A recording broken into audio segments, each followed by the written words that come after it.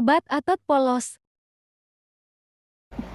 Assalamualaikum warahmatullahi wabarakatuh. Nama saya Maya Ramadhani akan menghafalkan obat-obat yang bekerja pada otot polos bagian 2, yaitu bronkodilator dan obat lain yang digunakan pada asma serta penyakit paru obstruktif kronis.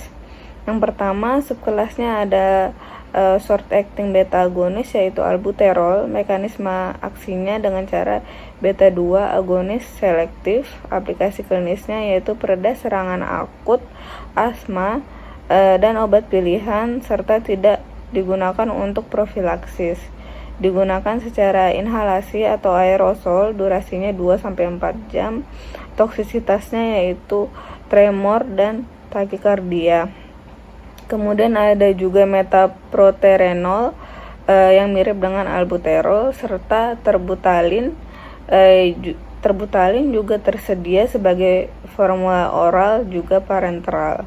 Kemudian ada long acting beta agonis, yaitu salmeterol, formoterol, serta indacaterol, juga filanterol. Mekanisme kerjanya dengan cara beta 2 agonis selektif, bronkodilatasi, potensiasi, serta aksi kortikosteroid.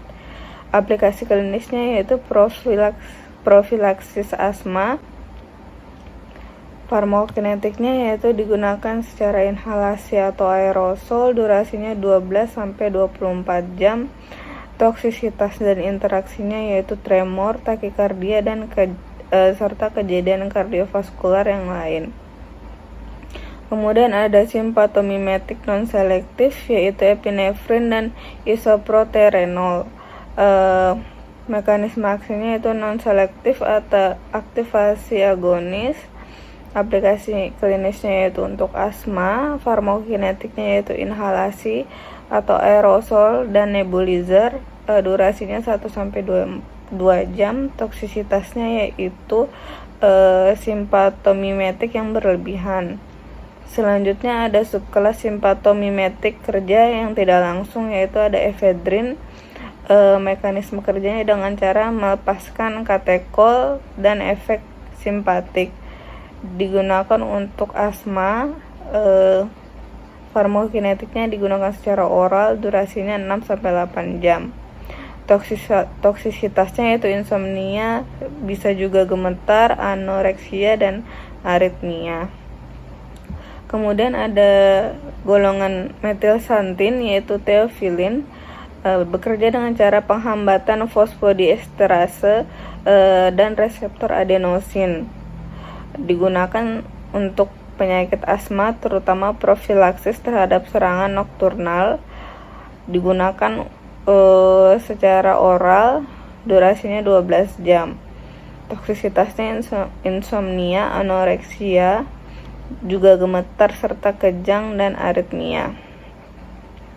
Kemudian ada roflumilas, molekul non-purin dengan efek yang mirip dengan teofilin tetapi lebih selektif untuk PDE4 dan disetujui untuk penyakit paru obstruktif kronis atau PPOK. Selanjutnya ada juga kafein yang mirip dengan teofilin dengan peningkatan efek sistem saraf pusat, tidak digunakan untuk asma atau PPOK. Kemudian ada theobromine, mirip juga dengan teofilin dengan peningkatan efek jantung, tidak digunakan pada asma dan PPOK. Kemudian ada agen antimuskarinik, yaitu ipratropium, tiotropium, dan aclidinium. Mekanisme aksinya yaitu antagonis muskarinik dan farmakologis kompetitif. Aplikasi klinisnya yaitu asma dan PPOK.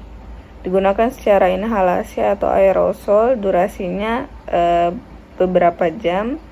Toksisitasnya mulutnya kering, juga batuk. Kemudian ada subkelas untuk mekanisme yang tidak diketahui, kemungkinan stabilisator sel mas, yaitu kromolin dan nedokromil. Mekanisme kerjanya yaitu mengurangi pelepasan mediator inflamasi dan bronkokonstriktor dari sel mas yang tersensitisasi.